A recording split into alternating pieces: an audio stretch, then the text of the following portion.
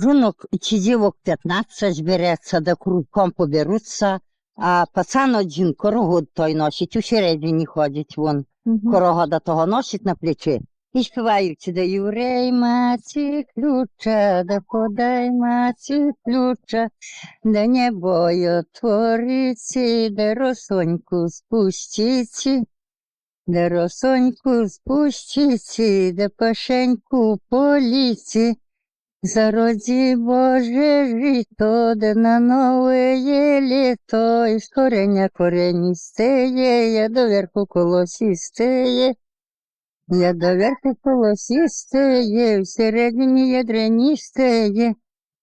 Де корогот ходить, там Божито родиться, де не буває, там жито влягає. От тож корогот сам Бог наперед.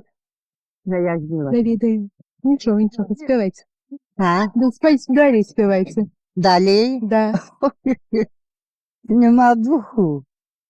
Как выйти? Де корогот ходить, там Божито родиться, де не буває, там жито влягає. Нуця наші, нуця небожата, беретеся за рожок, я вам спеку пірожок, беретеся за дуду, я вам хліба добуду.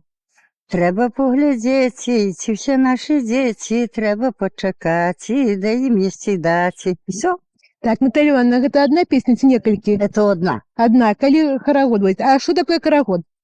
Як это хлопец носит карагод? Что это?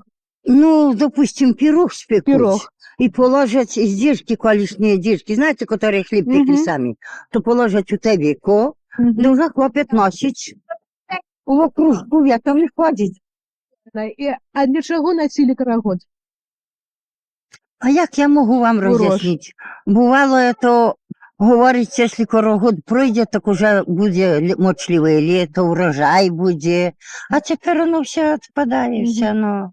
І це було тільки на Юр'я? На Юр'я На только, Юр'я. только на Юр'я, ага. Ага.